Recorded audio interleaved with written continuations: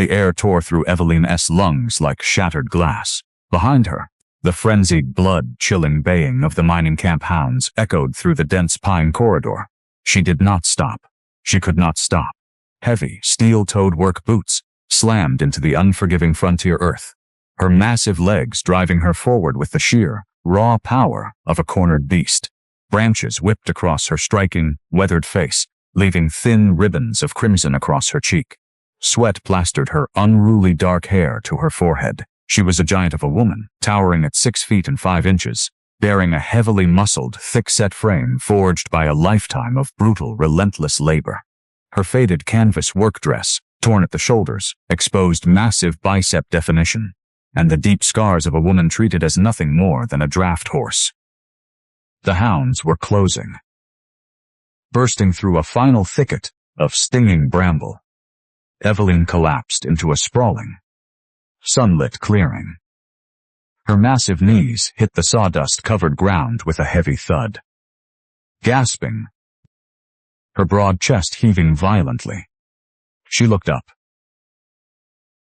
She had stumbled into a sprawling timber yard. Massive, perfectly stripped oak and cedar logs lay stacked like a fortress. In the center of the yard stood a weathered, heavy timbered barn. And stepping out from the shadowed doorway of that barn was a man who brought the chaotic, spinning world to a dead halt. Gideon. He was a mountain of a man. Standing even taller than Eveline, he possessed a wildly muscular, barrel-chested lumberjack physique that seemed carved directly from the surrounding granite cliffs.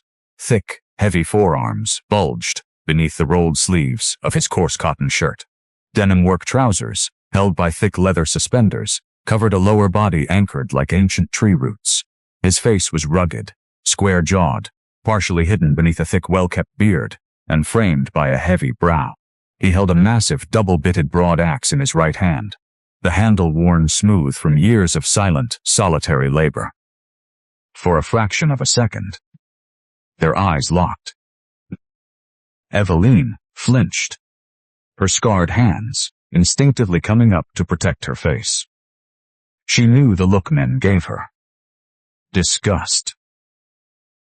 Mockery. Fear. She was the freak show attraction. The brute. The unlovable titan sold for pennies. But Gideon's expression did not change. His dark, deeply intelligent eyes scanned her towering, battered frame not with repulsion, but with a sudden, anxious, quiet flash of profound sorrow. Before another breath could be taken, the brush exploded. 3 massive bloodhounds tore into the clearing, teeth bared, saliva flying from their dark jowls. Eveline braced for the tearing of flesh. Instead, a shadow fell over her. Gideon stepped directly over her huddled form. He placed his massive, unyielding body entirely between her and the charging hounds. He did not yell. He did not wave his arms frantically. Gideon simply brought the heavy iron head of his broad axe down against a flat anvil stump with a deafening, thunderous crack. The sheer concussive force of the sound, paired with the terrifying stoic stillness of the giant man, broke the hounds' charge instantly. They skidded in the sawdust, whining, their tails tucking between their legs as they backed away from the overwhelming dominant presence radiating from the timber framer. Eveline stared up at the broad, immovable expanse of Gideon's back. A strange, completely unfamiliar warmth blossomed in her chest. For the first time in her 26 years of life, someone had placed their body between her and danger. She was always the shield for others. She was always the brute expected to take the beating. Yet here, in the dust of a stranger's timber yard, a man who did not know her name was standing as her fortress. It is a profound thing, friends, to witness a soul realizing it possesses value. If you have ever felt cast aside by the world, if you know the deep ache of being entirely undervalued and long for a story of redemption, take a gentle moment to like this tale, subscribe to our Fireside Circle, and share your own thoughts in the comments below. We are walking a deeply healing trail today. The heavy thud of hooves broke the tense silence. 2 riders broke through the tree line, their horses lathered and wild-eyed. The lead rider, a wiry, vicious tracker wearing the brass badge of the frontier mining syndicate, yanked his reins hard, making his horse rear. "Call off the hounds." "Amos," the tracker barked, his eyes darting toward the silent giant guarding the massive woman. The tracker spat a thick stream of brown tobacco juice into the pristine sawdust. "You got something that belongs to us, Timberman." Gideon slowly shifted his weight. His massive thumb absent-mindedly stroked the smooth hickory handle of his axe, a quiet, recurring rhythm that grounded his formidable strength. He did not speak. His silence was heavier, far more intimidating than any screamed threat. "You hear me?" The tracker sneered, resting his hand casually over the leather holster at his hip. "That giant freak in the dirt behind you, she ain't a guest. She is company property. Camp boss bought her outright from a traveling circus master 2 weeks back. Paid a single silver dollar to settle a drinking debt. $1. That's all she is worth. Now step aside." Eveline closed her eyes, the humiliating truth burning like acid in her veins. $1. The absolute sum of her existence. She waited for the stranger to step aside. She waited for the inevitable realization that no man would risk a bullet for a beast of burden. Gideon looked down over his thick shoulder. He looked at Eveline's scarred hands, clutching the sawdust. He looked at the dignified, trembling set of her broad jaw. Then, Gideon turned his gaze back to the riders. His chest expanded, pulling the coarse cotton of his shirt taut against his heavily muscled torso. "This is private land." Gideon's voice was a low, resonant rumble, scraping the air like heavy timber dragging across stone. The tracker let out a harsh, barking laugh. "The mining company don't care about your invisible lines in the dirt. Boy, that beast is coming back to the labor camp. We got rocks to crush." "The woman," Gideon corrected softly. The sheer, quiet authority in his tone causing the tracker's horse to nervously sidestep. "The woman is staying right where she is." The second rider nervously touched his rifle scabbard, eyeing the overwhelming size of the timber framer. "He ain't moving. Boss. Look at the size of him. He'll cut my horse in half with that axe before Mort can clear leather." The lead tracker's face twisted into an ugly, hateful sneer. The profound disrespect radiating from the men clashed violently against the pure, undisturbed dignity of Gideon's property. "She ain't a woman. She's a monster." The tracker leaned forward over his saddle horn. "And you a fool for throwing your life away over a single $1's worth of ugly meat." Gideon did not shift his stance. He reached down with his left hand, his movements deliberate and unhurried. He picked up a solid block of scrap oak.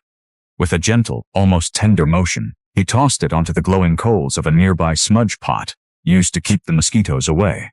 Sparks danced into the afternoon air, warming the chilling tension. It was a subtle gesture of ultimate disregard for the tracker's threats. He was casually tending his fire, while men threatened his life. Eveline watched the sparks rise, feeling a secondary wave of protective warmth wrap around her shivering frame. The pure, unquestioning physical safety he provided was intoxicating. The emotional distance between them was vast. They were strangers separated by trauma and silence. But in this exact second, she felt more secure than she had in her entire life. "Get off my land," Gideon murmured, his dark eyes locking onto the tracker with an intensity that burned colder than prairie ice. The tracker's face flushed with humiliated rage. He knew he was outmatched in close quarters. Slowly, his hand moved away from his sidearm. He grabbed his reins in a white-knuckled grip. "You're remaking a grave mistake, giant." The tracker's voice dripped with venom. He pointed a dirt-caked finger directly at Gideon's chest. "The boss Don Tilu's property. You think you can hide her? You think you can play hero? We are riding back to camp right now to rally the breakers."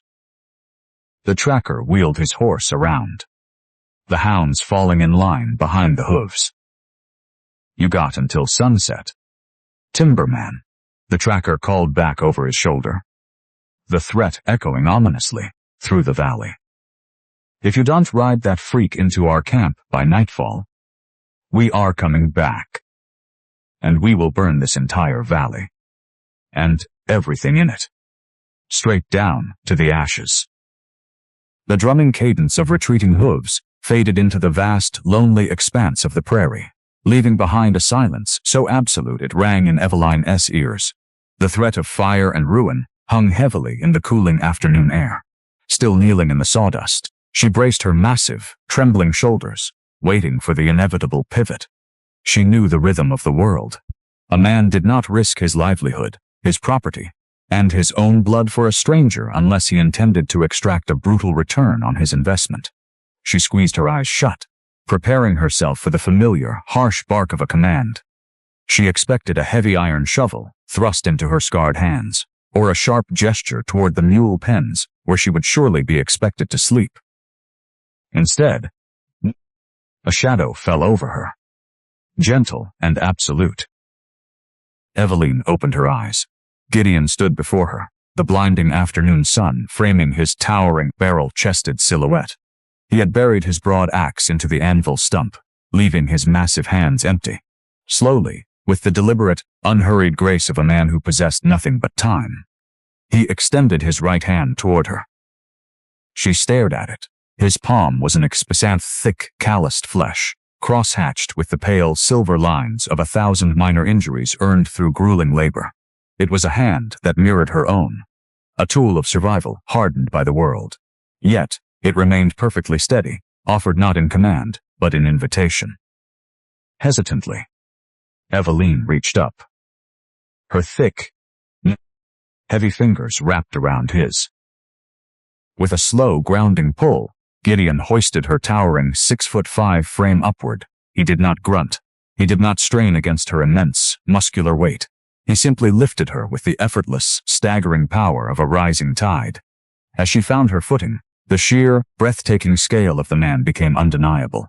For her entire life, Eveline had looked down upon the tops of men's hats, enduring their upward, sneering glares. Now standing toe-to-toe with the timber framer, she found herself forced to tilt her chin upward, to meet his deep, sorrowful dark eyes. "Moat can pull the plow." Eveline's voice was a rough, breathless rasp, the words spilling out in a desperate, deeply ingrained panic. "Mott can buck the timber. Moat can carry the stone. Mott do not eat much. Moat will earn the trouble Moat brought to your door." Gideon simply watched her. His massive thumb instinctively sought the thick leather of his suspenders, rubbing a slow, rhythmic circle against the worn hide, a quiet, recurring gesture that seemed to anchor his formidable presence. He slowly shook his head, a microscopic tilt of his heavy brow, conveying an ocean of denial. He lifted a single, calloused finger, pointing towards the sturdy, log-hewn cabin sitting at the edge of the timber yard. Then, he turned and began to walk, expecting her to follow.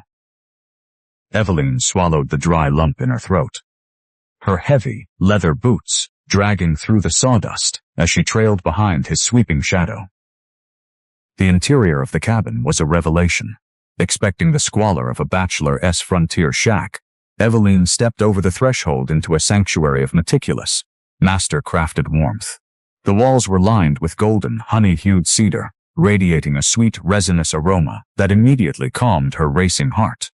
Every piece of furniture was hand-hewn, carved with massive, heavy proportions. Gideon pulled a thick oak chair away from the central dining table. He gestured for her to sit. Eveline hesitated, eyeing the chair with lifelong suspicion. Whenever she sat in normal furniture, the wood groaned, splintered, and buckled beneath her overwhelming size and muscular density, drawing the cruel laughter of the camp. Slowly, cautiously, she lowered her heavy-set frame onto the seat. The chair did not make a single sound. It held her immense weight with unyielding perfection. A profound, staggering realization washed over her. For the very first time in her memory, she was in a space built for someone of her own titanic proportions. She did not feel too big. She did not feel like a lumbering, oversized beast intruding on a delicate world. Here, within the heavy timber walls of Gideon's making, she simply fit. Gideon moved to the heavy cast iron stove, occupying the corner of the room. He poured steaming water from a black kettle into a wide ceramic basin. Grabbing a folded square of clean, undyed linen from a shelf, he carried the basin to the table, setting it gently before her. He placed a cake of pale lye soap beside it. He did not linger to watch her. Turning his broad back entirely, he focused his attention on the cast iron stove, stoking the coals and giving her the priceless gift of total privacy. The hot water biting into her scarred, dirt-caked skin was a pure sensory shock. Eveline scrubbed the wild dust and dried blood from her face, her massive biceps flexing beneath the torn canvas of her dress as she wrung out the linen. The warmth seeped into her aching joints, slowly melting the rigid, defensive tension she had carried in her spine since childhood. The lifelong expectation of violence, the constant, draining anticipation of the next blow, began to fracture. A heavy ceramic bowl slid across the smooth, oiled grain of the wooden table. Eveline looked up. Gideon stood on the opposite side, gently pushing a massive portion of thick, steaming venison stew toward her. He followed it with half a loaf of crusty, fresh-baked bread and a tin cup radiating the rich, bitter scent of black coffee. He sat down across from her, his own bowl considerably smaller than the feast he had presented to his uninvited guest. He offered a slight, respectful nod toward her food. Eat. Her scarred hands trembled as she tore the bread. The weight of his kindness was almost suffocating. It demanded nothing. It was not a transaction. He was not fattening her up for the slaughter or fueling her for the mines. He was simply feeding a hungry soul. The rich, savory heat of the stew hit her empty stomach, causing a traitorous, hot tear to slip down her weathered cheek. She quickly wiped it away with the back of her wrist, ashamed of her vulnerability. But Gideon merely lowered his eyes to his coffee, allowing her to compose herself with unbroken dignity.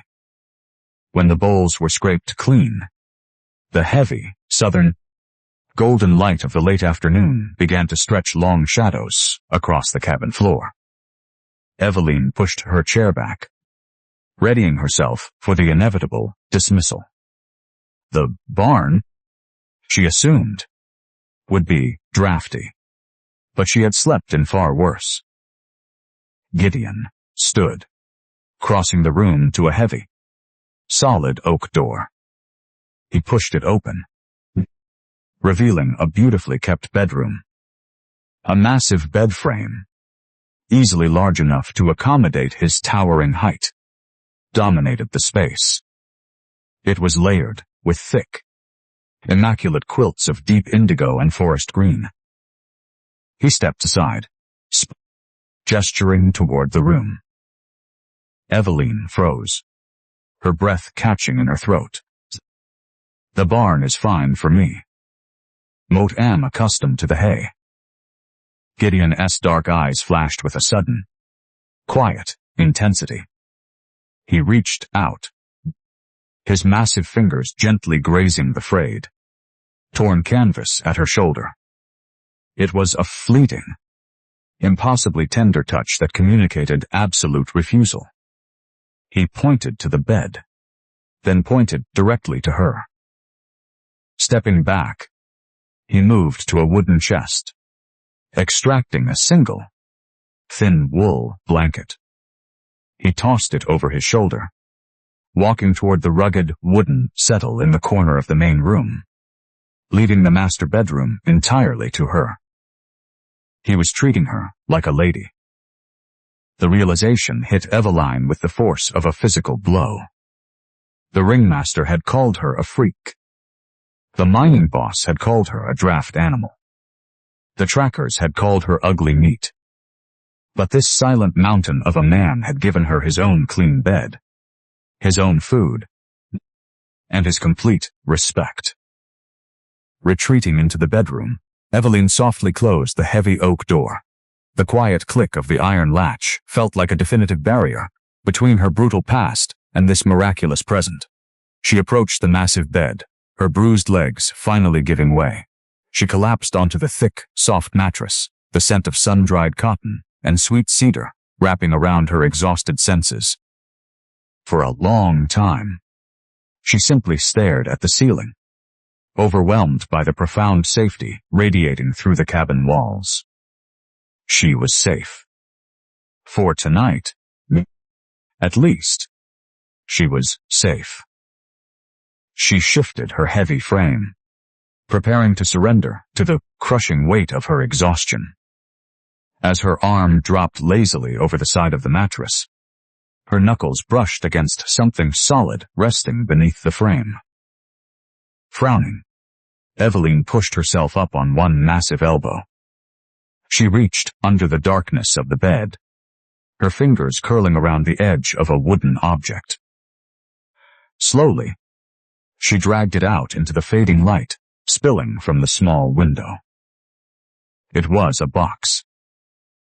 Masterfully carved from dark, polished walnut, the box was covered in a thick, undisturbed layer of pale dust, suggesting it had not been touched or opened in a very long time. Intricate vines and leaves were etched into the sides with painstaking care, the work of a man who poured his entire soul into his craft. Eveline gently wiped her thumb across the lid, clearing away a thick streak of dust. Beneath the grime, deeply scored into the center of the wood, was a single, devastating word. A child's name, etched with a trembling hand. Elias. A heavy, suffocating aura of grief seemed to emanate from the carved letters. Eveline stared at the name, the realization slowly dawning on her that the stoic, invincible giant, sleeping in the other room, was guarding a shattered heart. There is a peculiar kind of exhaustion that settles into the bones of the hunted. It is a sleep built not on rest, but on sheer survival. Yet, when the pale, slate-gray light of dawn finally bled through the frosted windowpane of the timber-framer-esque cabin, Eveline woke to a sensation she had never fully known. Stillness. No whistles blowing in the freezing dark. No crack of a canvas whip against the mule stalls. No harsh, drunken shouts demanding the freak of nature to rise and haul the morning water. Just the rhythmic, soothing ticking of a heavy iron clock on the mantel and the lingering, sweet aroma of cedarwood. Eveline lay perfectly motionless beneath the thick indigo quilts. She breathed in the quiet, her broad chest rising and falling in steady, unbroken rhythm. For a fleeting moment, she allowed herself the dangerous luxury of pretending this was her life. But the illusion shattered, the moment her eyes drifted downward to the floorboards. The carved walnut box. Elias. The heavy, sorrowful weight of the name pulled her back to reality. She was an intruder here, a refugee carrying a bounty on her head, harbored by a man who was already carrying a ghost. With agonizing care, Eveline reached down. Her thick, heavily calloused fingers gently grazed the delicate vine etchings on the wood, an unspoken apology, passing from her scarred hands to the dust-covered memory. She slowly pushed the box back into the deep shadows beneath the bed, preserving the giant man's quiet morning. Rising from the mattress, she smoothed the quilts with meticulous precision, ensuring not a single wrinkle remained. She would leave no trace of her burden upon his sanctuary. Stepping out of the bedroom, Eveline found the main cabin empty. The fire in the cast-iron stove had been carefully banked to preserve its heat, and a fresh pot of black coffee sat perfectly positioned on the warmest iron plate. A clean tin cup waited on the table. It was a silent, profound courtesy that squeezed tightly at her heart. She drank the bitter, scalding liquid in 3 heavy gulps, welcoming the grounding burn in her chest, before stepping out onto the frost-covered porch. The morning air was a biting, crystal-clear cold that tasted sharp with the scent of crushed pine needles and fresh sawdust. Out in the center of the yard, Gideon was already at war with the earth. He was attempting to hoist a massive 70-foot oak ridgepole up a deeply angled timber ramp to sit atop the barn's newly framed addition.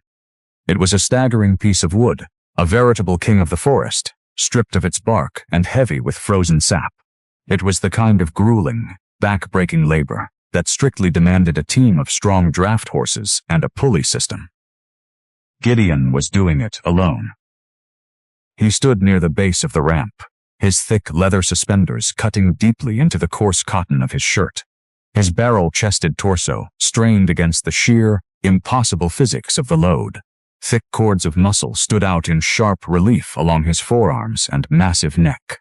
His heavy leather boots dug brutally into the frost-hardened dirt, slipping backward by inches as the crushing weight of the oak beam threatened to roll back and crush him. Eveline watched from the porch, her heart hammering against her ribs. For a lifetime, her overwhelming size had been a source of deep shame. Her staggering strength had been exploited, mocked, and treated as a monstrous abnormality. She had learned to shrink herself, to hunch her broad shoulders, to hide the sheer, terrifying power resting in her heavily muscled frame, to avoid the disgusted stares of civilized society. But as she watched the silent giant fighting a losing battle against the timber, a different instinct flared to life. She did not shrink. Eveline stepped off the porch. Her heavy steel-toed boots crunched rhythmically against the frozen sawdust. She did not ask for permission. She did not offer a timid apology. Gideon's jaw was locked tight, a low, barely audible groan escaping his lips as the heavy oak beam began to slide backward down the ramp. His boots lost their purchase in the dirt. He braced for the devastating impact. Suddenly, the crushing weight shifted. Eveline stepped directly beside him, her massive 6'5" frame casting a long shadow across the frost. She wedged her broad, heavily muscled shoulder directly under the thickest part of the oak log. Her large, calloused hands that had hauled mining carts out of collapsed shafts, gripped the frozen wood with iron certainty. The air between them vanished in a cloud of pluming, ragged breath. Eveline drove her boots into the earth. The faded canvas of her torn work dress stretched to its absolute breaking point across her massive back. Her jaw set like granite. Together, with a deafening unified surge of raw titanic power, the two giants pushed upward. The oak log groaned, an agonizing sound of wood yielding to overwhelming force. Eveline's massive biceps flexed, her shoulders taking the brunt of the tremendous weight alongside Gideon's. Step by grueling step, they forced the beam up the steep wooden incline. Push. The wood slid another foot. Push. The frozen earth crunched beneath their boots. Push. With one final, earth-shaking heave, the massive oak beam crested the top of the ramp, rolling smoothly into the deep, pre-cut saddle notches of the barn frame. The heavy thud of the timber, locking into place, echoed like a cannon, shot across the quiet valley, sending a flock of startled crows launching from the nearby tree line. Eveline immediately stepped back, her chest heaving, the cold morning air searing her lungs. The familiar dread instantly washed over her. She dropped her gaze to the dirt, quickly crossing her thick arms over her chest, trying to hide the heavy muscles she had exposed. She braced herself. She waited for the bruised pride. She waited for the giant man to lash out, to scream at her for emasculating him, to look at her with the same repulsed, terrified glare. the ringmaster always wore when she broke a chain. A heavy, leather-clad hand gently entered her field of vision. Eveline flinched, her eyes darting upward. Gideon was not glaring. He was not angry.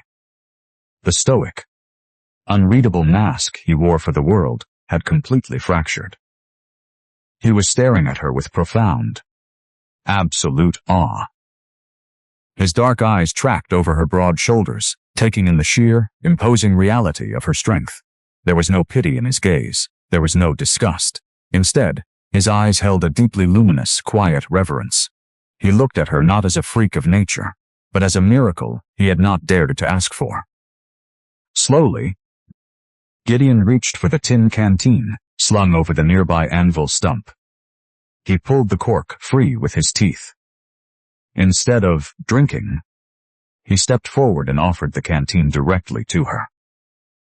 It was a communion of labor, a silent declaration of equality. Eveline stared at the battered tin vessel.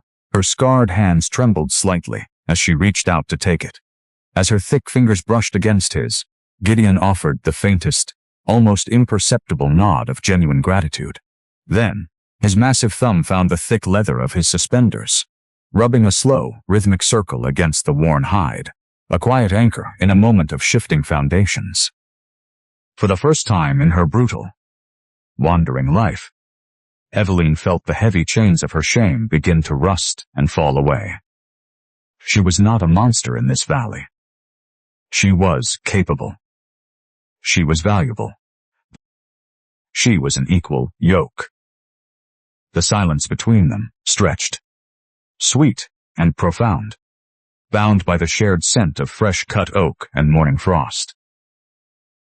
Then, the sharp, unnatural sound of a heavy iron hammer striking wood shattered the peace. Thwack. Bicka. Thwack. Gideon's head snapped toward the eastern ridge. His dark eyes instantly hardened, the quiet warmth of the moment evaporating into sudden, chilling tension. Eveline followed his gaze, her breath catching in her throat. Outlined against the rising morning sun, a lone rider sat atop a dark horse at the very crest of the prairie ridge. The man was not looking at them. He was rhythmically swinging a heavy mallet, driving a thick wooden stake deep into the frost-hardened earth. Thwack! Even from the distance of the timber yard, Eveline could see the bold, black iron burn seared into the face of the wooden stake. It was a massive, unmistakable C wrapped in a barbed wire circle. The copper mining syndicate. They had not gone back to their camp to wait for nightfall. They had come to the boundary line, and they were driving their claim directly into the edge of Gideon's land. The sound did not simply echo. It invaded. It drove a cold, jagged spike of sheer terror directly into the center of Eveline's massive chest. That blackened brand, the iron C wrapped in barbed wire, was not merely a mark of corporate ownership. It was a promise of unending darkness. It was the crushing weight of the subterranean ore carts, the freezing, knee-deep mud of the labor pits, and the hollow, defeated eyes of the broken souls who inevitably died, chained to their shovels. The syndicate did not negotiate. They consumed. And, now, their consuming rot had touched the edge of Gideon's sanctuary. Eveline's breath turned shallow and ragged.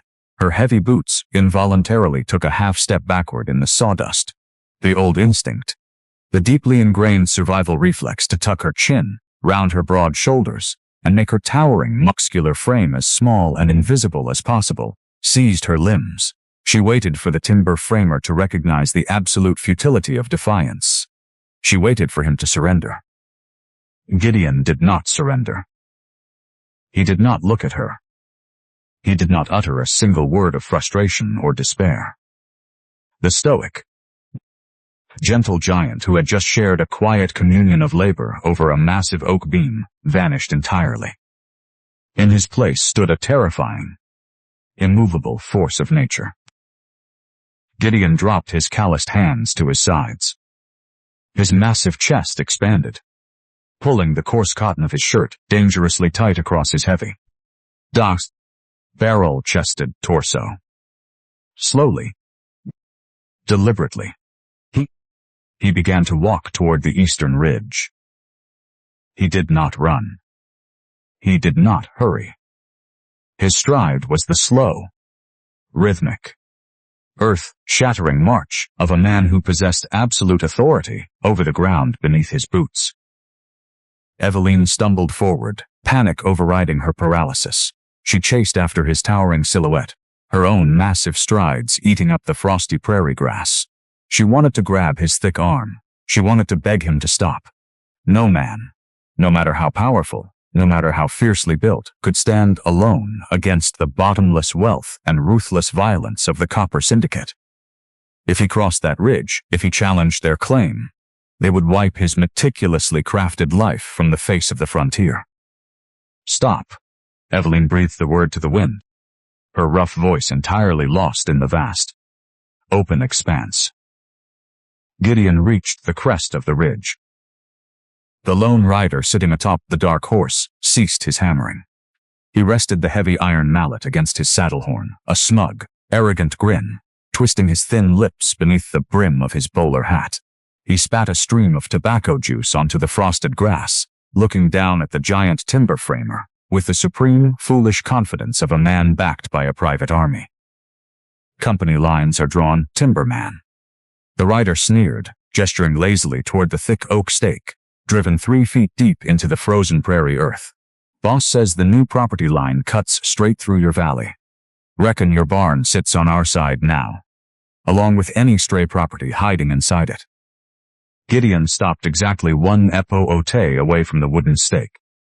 The biting morning wind whipped his thick, well-kept beard and tore at the open collar of his shirt. He looked at the branded wood. Then, his dark, deeply intelligent eyes shifted slowly up to the rider. The silence stretched, thick and suffocating. There are lines drawn in the dirt, friends, and then there are lines drawn in the soul. The world will always try to dictate where your boundaries lie. The cruel and the greedy will always attempt to plant their flags upon your peace, demanding you surrender the quiet sanctuaries you have bled to build. But there is a profound, terrifying beauty in a man who simply refuses to yield his ground. Without breaking eye contact with the rider, Gideon reached down. His massive, heavily muscled hands closed around the thick, rough-hewn sides of the oak stake.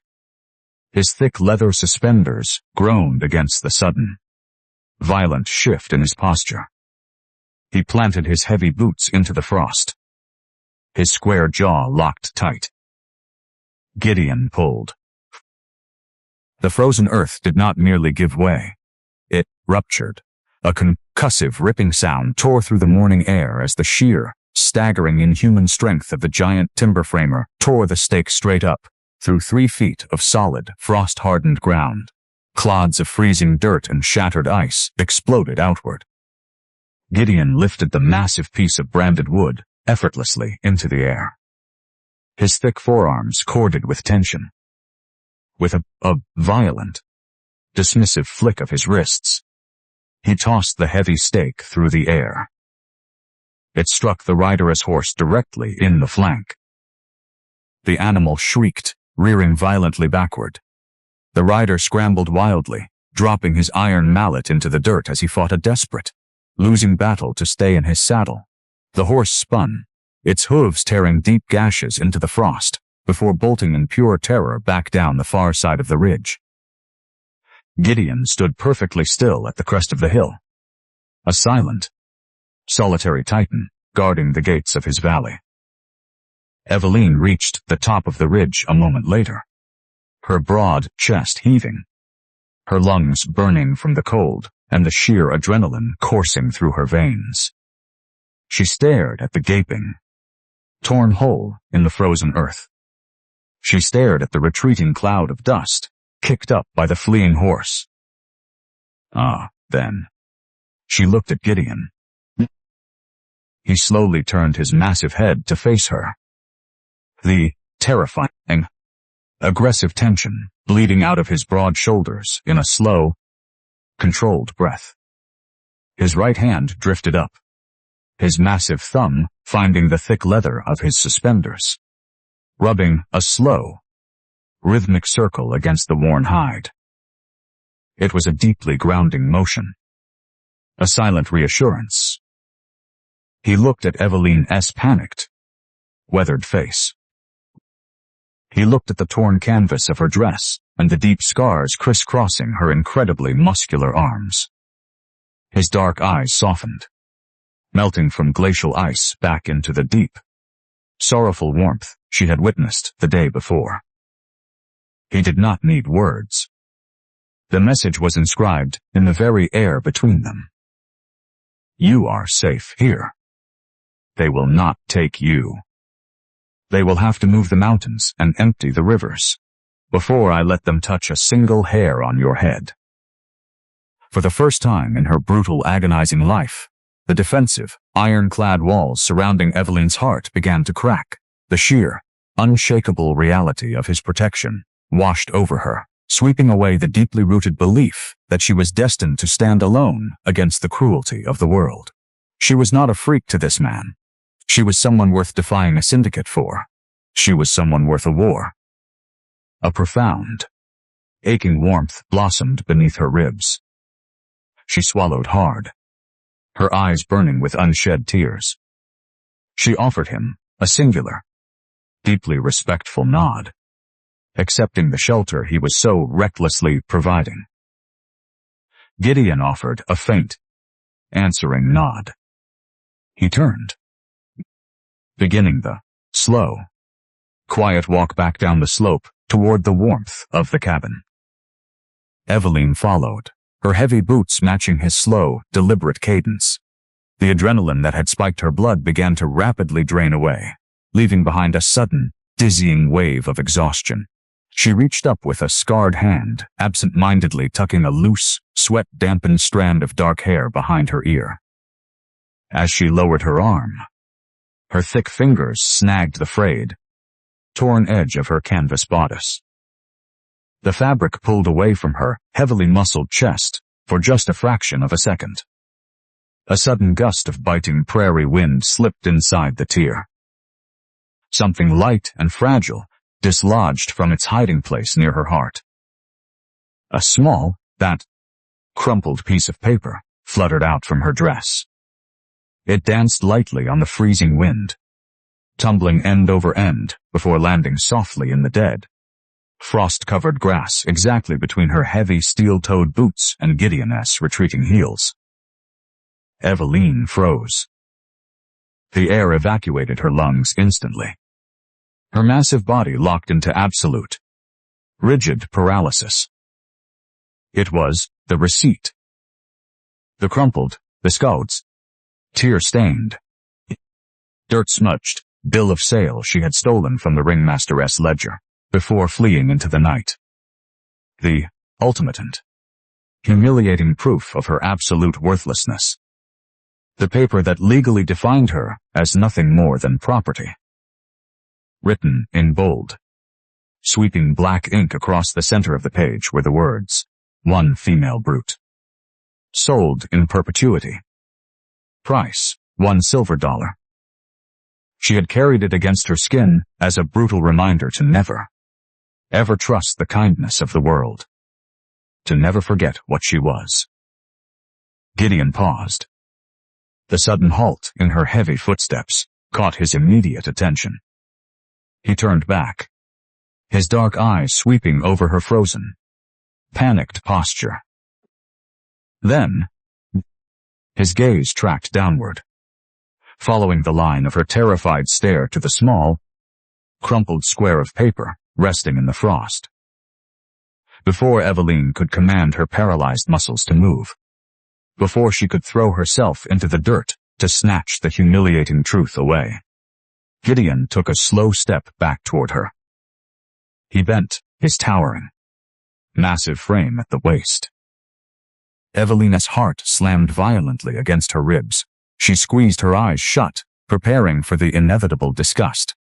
She braced for the moment his immense respect would shatter. She waited for him to see the brutal, undeniable truth, that he was risking his land, his livelihood, and his very life for a woman whose entire existence had been valued at a single, miserable coin. Gideon's thick, calloused fingers closed around the crumpled paper. The paper crinkled against the rough, heavily calloused expanse of Gideon's massive hand. It was a pathetic, dirty, little thing, stained with sweat, prairie dust, and the desperate tears of a woman who had spent her entire life believing she was nothing more than an ugly, oversized beast of burden. Eveline could not breathe. The freezing morning air simply refused to enter her lungs. She stood completely frozen on the frosted prairie ridge, her towering, 6'5" frame locked in a state of absolute, profound terror. Her massively muscled arms hung rigidly at her sides, her hands curled into tight, trembling fists. This was it. This was the moment the illusion shattered. She watched Gideon's dark eyes track across the faded, sweeping black ink. She knew exactly what the words said. She had memorized the brutal, jagged shapes of the letters during the darkest, coldest nights in the labor camp pens. One female brute. Sold in perpetuity. Price, $1 silver. She waited for the slow dawn of realization to creep across his rugged, heavily bearded face. She waited for him to look at her massive shoulders, her torn canvas dress, and her scarred, deeply weathered features, and finally understand that he had just risked his land, his quiet sanctuary, and his life for a piece of property worth less than a rusted horseshoe. Gideon finished reading. He did not laugh. He did not let the paper slip from his fingers in disgust. He did not turn away. Instead, a terrifying, silent fury washed over the giant timber framer. It was not the loud, thrashing anger of a frontier drunkard. It was the deep, seismic, tectonic rage of a mountain preparing to fracture. His square jaw locked so tightly the heavy muscles in his thick neck corded like steel cables. His chest expanded, drawing a slow, jagged breath through flared nostrils. Slowly, Gideon lifted his gaze from the crumpled receipt. His dark eyes locked onto Eveline. There was no pity in his stare. Pity is a weapon used by the comfortable to look down upon the broken. What Gideon offered her was a fierce, protective, blindingly pure recognition. He looked at the towering, wildly muscular woman standing before him, and saw the sheer, unadulterated cruelty she had endured. He saw the invisible chains she dragged behind her heavy steel-toed boots. Listen to me well, my friends gathered around this fire. There are ledgers in this world kept by cruel, blind men. Men who look at a towering oak and see only the price of lumber. Men who look at a gentle, deeply resilient soul and see only heavy labor.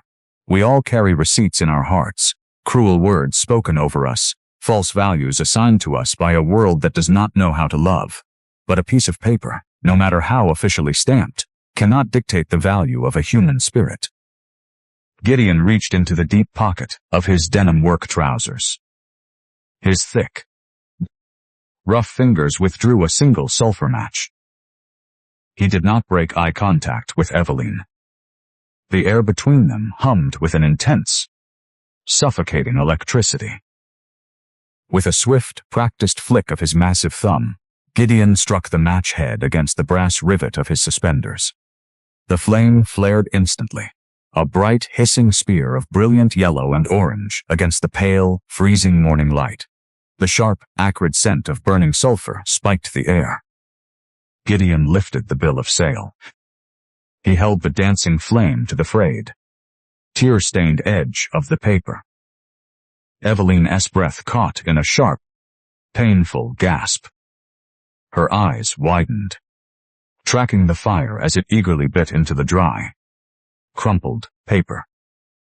The flame consumed the black ink. It devoured the word brute. It swallowed the word sold.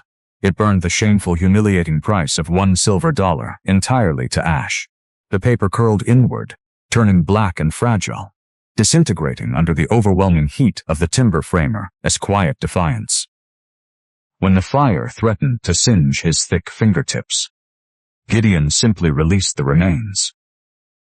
The biting, frost-laden prairie wind caught the delicate, blackened ashes, tearing them apart and scattering them across the vast, empty expanse of the frontier.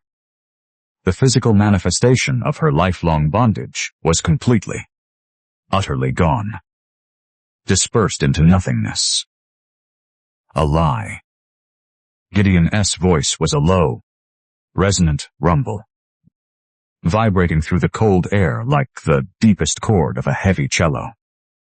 It was the first time he had spoken since tearing the company claim stake from the earth. He took a slow, deliberate step toward her. The sheer, imposing width of his barrel-chested frame shielded her completely from the biting wind. He reached out, his massive, scarred hand moving with infinite, painstaking gentleness. He did not grab her. He did not command her. He simply brushed a single, microscopic fleck of black ash from the heavy frayed canvas covering her deeply muscled shoulder. "You are priceless." Gideon breathed the words with an absolute, unshakable conviction that left no room for doubt or argument. The invisible iron bands squeezing Eveline's chest finally snapped. A hot, traitorous tear spilled over her dark eyelashes, cutting a clean path through the wild dust layered on her weathered cheek. She did not wipe it away. For the first time in her life, she stood before a man and did not attempt to hide her towering height or her profound, agonizing vulnerability. The emotional safety he provided was a physical weight, settling deeply into her bones, wrapping around her exhausted heart like a thick, impenetrable quilt. Gideon's thumb instinctively found the thick leather of his suspenders, rubbing a slow, rhythmic circle against the worn hide. The quiet, recurring habit anchored the overwhelming emotional intensity of the moment, bringing them both back to the solid earth. He offered her a faint, deeply respectful nod, a silent invitation to leave the ghosts on the ridge. Side by side, the two giants walked back down the slope toward the warmth of the cabin. They did not speak. They did not need to. The silence between them was no longer a vast, empty chasm of strangers. It was a living, breathing architecture of growing trust. Inside the heavy-timbered sanctuary, the fire in the cast-iron stove was stoked back to a roaring, comforting heat. Gideon poured 2 fresh cups of black coffee, sliding one across the smooth grain of the table to Eveline. When her scarred, thick fingers brushed against the warm tin, a profound, soothing peace washed over her. She watched the giant man move methodically around his kitchen, feeling an undeniable, deeply rooted sense of belonging beginning to take hold in the fractured soil of her soul. But the prairie is a wild, untamed thing, and it rarely allows peace to settle without a fight. By mid-afternoon, the temperature inside the valley began to shift with unnatural, alarming speed. The biting, crystal-clear frost of the morning evaporated, replaced by a suffocating, heavy warmth that made the air feel thick and difficult to breathe. Gideon paused his work, his broad shoulders tensing as he stood near the open doorway of the cabin. He looked up at the sky, his heavy brow furrowing deeply. Eveline stepped out onto the porch behind him, her heavy boots making no sound. She followed his gaze. The bright, pale blue of the frontier sky was entirely gone. In its place, boiling up from the western horizon, was a massive, bruised wall of sickly yellow and violent, dark violet. It was an unseasonal, terrifyingly massive prairie dust storm, stretching miles across the horizon and climbing thousands of feet into the atmosphere. The sheer scale of the rolling black cloud blotted out the sun, casting an eerie, apocalyptic twilight over the timber yard. A low, guttural rumble vibrated through the floorboards of the porch, a sound completely detached from thunder. It was the sound of the earth itself being violently scoured. The wind died completely. A terrifying, absolute vacuum of sound descended upon the valley. Gideon turned to Eveline, the deeply ingrained instinct of a protector instantly hardening his dark eyes. The howling dark was coming. The storm did not arrive, it detonated. A wall of suffocating, abrasive black dust swallowed the valley in a single terrifying heartbeat. The pale afternoon sun vanished entirely, plunging the frontier into a chaotic, howling midnight. The sheer force of the wind hit the timber yard, with the concussive force of a runaway locomotive, tearing shingles from the outbuildings and sending heavy scrap wood spinning through the air like lethal shrapnel. The air turned to coarse sandpaper. Breathing became a battle against the earth itself. Gideon's massive hand shot out in the blinding darkness, his thick fingers wrapping securely around Eveline's heavily muscled bicep. He did not pull her off balance, but his iron grip communicated absolute, immediate urgency. They ran. Two giants moving through the blinding, suffocating grit. Eveline kept her broad shoulders hunched, using her massive 6'5" frame to shield her face as debris pelted against her torn canvas dress. Gideon positioned his towering, barrel-chested body as a windbreak, taking the brunt of the storm's fury as he guided them toward the massive, heavy timbered barn. The wind shrieked, a high-pitched, demonic wail that vibrated in the marrow of their bones. Reaching the barn, Gideon seized the heavy iron handle of the sliding door. He planted his heavy leather boots, the thick muscles of his back and shoulders corded with explosive tension as he fought the overwhelming vacuum of the gale. The massive wooden door groaned, sliding inches at a time against the terrifying pressure. It was not enough. The wind was too strong, attempting to rip the heavy timber right off its iron tracks. Eveline stepped into the breach. Slamming her heavy steel-toed boots into the sawdust floor, she threw the entire, staggering weight of her wildly muscular frame against the rough wood of the door. Her jaw locked tight, her chest heaved.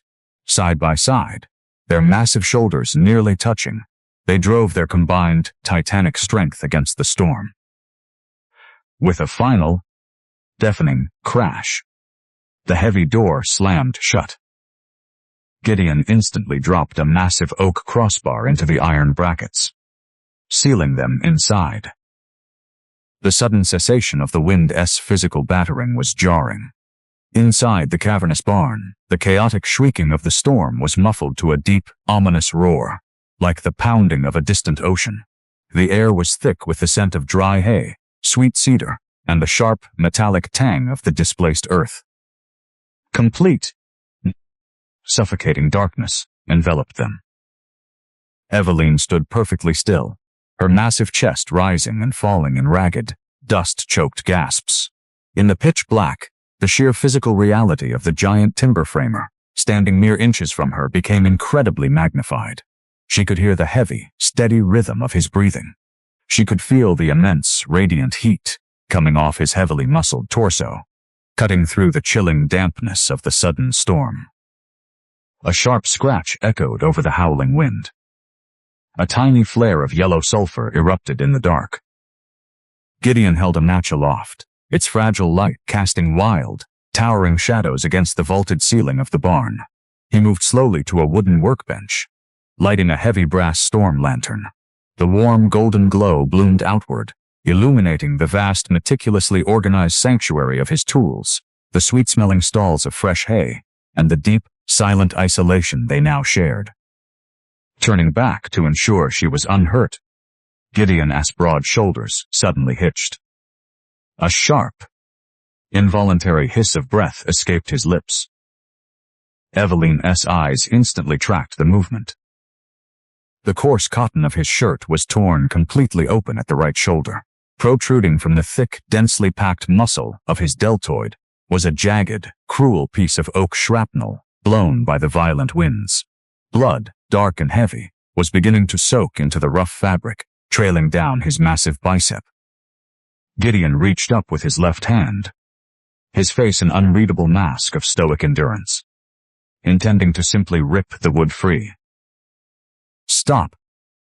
The rough, breathless command left Eveline's lips before she could think to suppress it. Gideon froze, his dark eyes shifting to meet hers in the lantern light. Eveline stepped forward, the heavy sawdust muffling her approach, the old instinct to shrink away, to leave a wounded man to his pride, fought violently against the overwhelming, deeply protective warmth blooming in her chest. This man had shielded her from dogs, defied a syndicate, and burned the agonizing proof of her worthlessness. She would not let him bleed in the dark. "Sit," she gestured toward an overturned, heavy oak barrel near the lantern. For a fraction of a second, Gideon simply watched her. Then, slowly, heavily, he lowered his towering frame onto the barrel. It was a profound, silent concession. The invincible mountain man was allowing himself to be vulnerable. Eveline approached the workbench. She found a clean, tightly woven linen rag and a tin cup of fresh water. Moving back to Gideon, she stood over him. The sheer scale of the man was breathtaking. Yet, seated before her, she felt an intense, overwhelming urge to shield him. "This will bite," she murmured, her voice a low, soothing rasp against the distant roar of the storm. Gideon's massive right hand rested on his thigh. His thumb found the thick leather of his suspenders, rubbing a slow, rhythmic circle against the worn hide. He gave a single, faint nod. Eveline's heavily calloused fingers, hands that had crushed rocks and hauled mining carts, moved with impossible, exquisite gentleness. She framed the jagged oak splinter, her thick thumbs pressing Deove Kep, now firmly against the surrounding, rock-hard muscle to isolate the wound. Gideon did not flinch. He did not close his eyes. He watched her face. He tracked the quiet, dignified focus in her deeply weathered features, studying the way the golden lantern light caught the wild, dust-covered strands of her dark hair. With a swift, perfectly controlled motion, Eveline pulled the splinter free. A fresh line of crimson spilled down his shoulder. Eveline quickly pressed the clean linen cloth against the torn flesh, applying firm, steady pressure. The physical proximity was sudden and undeniable. Eveline was leaning in, her broad, heavily muscled torso inches from his face. She could smell the raw, masculine scent of pine resin, exertion and clean sweat clinging to his skin. With every breath Gideon took, his massive chest expanded, his solid muscle brushing lightly against the frayed canvas of her torn bodice. A strange, terrifying, and fiercely beautiful tremor ran through Eveline's heavy frame. For her entire life, the physical presence of a man had meant violent or deep, humiliating shame. Yet, standing over this wounded titan in the dim, howling dark, there was no fear. There was only a profound magnetic gravity, a quiet, breathless awareness of the deep strength radiating from him, answered by the undeniable, sheltering power resting in her own, heavily muscled arms. She held the compress tight, her scarred knuckles resting against the hot, bare skin of his shoulder.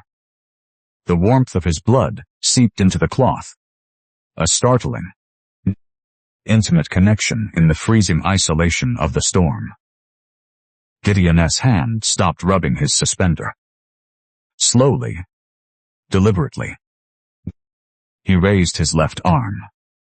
His thick, rough fingers lightly grazed the bruised, heavily scarred skin of her forearm as she held the bandage. It was a touch of pure, unadulterated gratitude. A quiet, physical acknowledgement of her care. Eveline's breath hitched in her throat. She looked down, her wide, dark eyes locking with his. The silence inside the barn stretched tight, humming with an electric, deeply vulnerable tension that eclipsed the raging dust storm completely. In the golden shadows, they were no longer simply a runaway brute and a stoic timber framer. They were two immense, profoundly bruised souls, recognizing the matching shape of their scars. Slowly, carefully, Eveline pulled the linen away. The bleeding had stopped.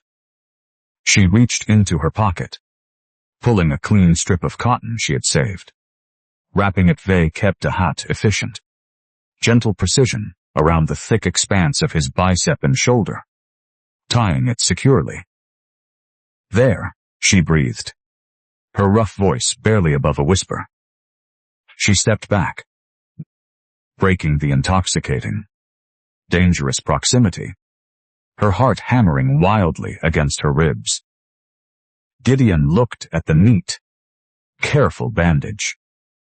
He slowly rolled his massive shoulder, testing the mobility. It held perfectly. He looked back up at her, the deep, sorrowful warmth in his eyes shining brighter than the lantern flame. He patted the heavy hay bale situated next to his barrel, a silent invitation. Eveline hesitated, then carefully lowered her massive 6'5" frame onto the densely packed hay. The storm outside continued its brutal assault against the heavy timber walls, howling like a legion of the damned. But inside, sitting shoulder to shoulder with the giant man, the dark felt remarkably like a sanctuary. They sat in the quiet golden light. The only sound, the muffled roaring of the wind and the rhythmic, steady cadence of their breathing. Then, Gideon leaned forward, resting his thick forearms heavily on his denim-clad knees. He stared intensely into the flickering flame of the brass storm lantern. The golden light danced across the rugged, heavily bearded lines of his square jaw, casting deep, somber shadows over his brow.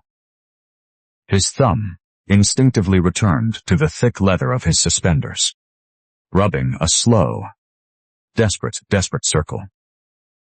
The impenetrable, stoic armor he wore for the world was fracturing.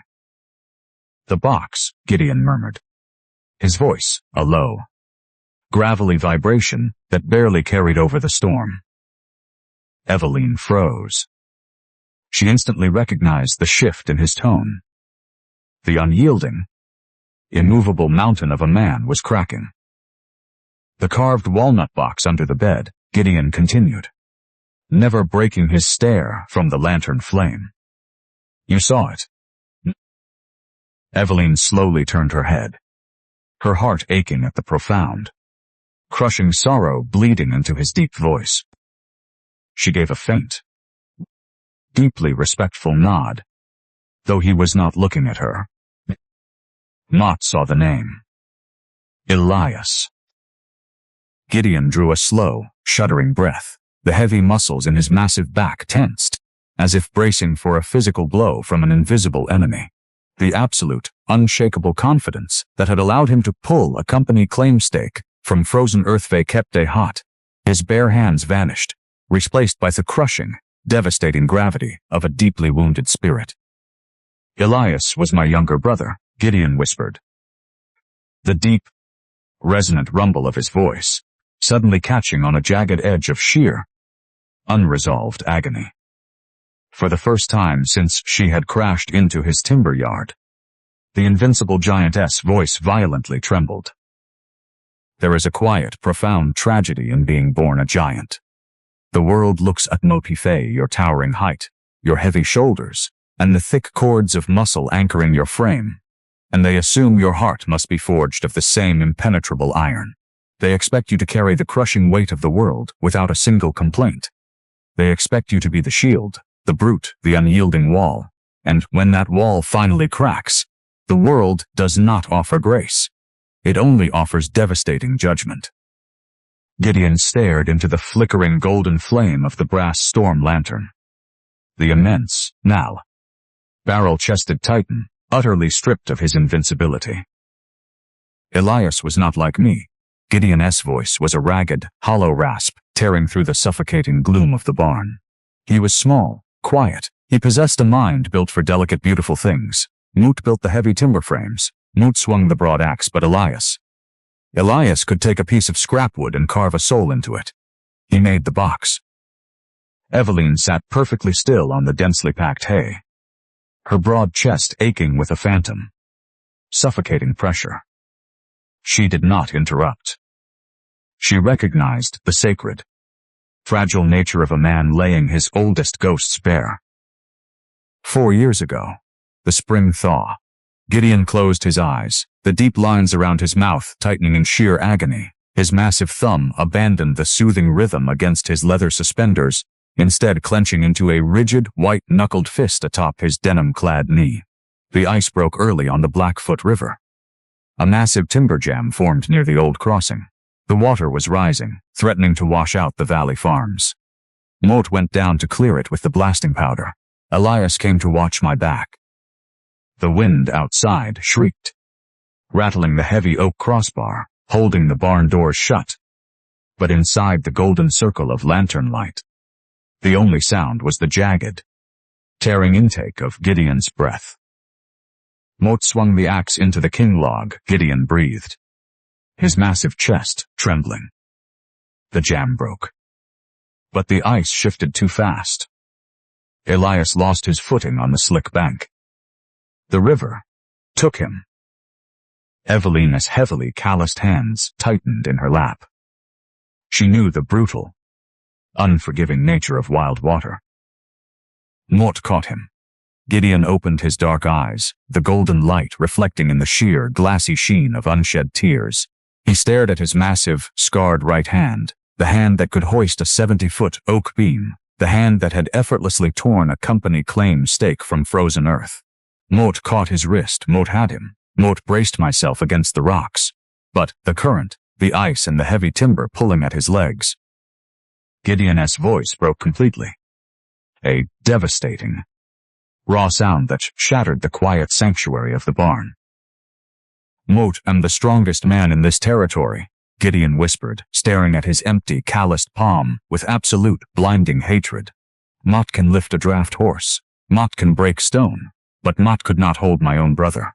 The water tore him from my grip, my strength, my immense, useless muscle. It meant absolutely nothing when it mattered.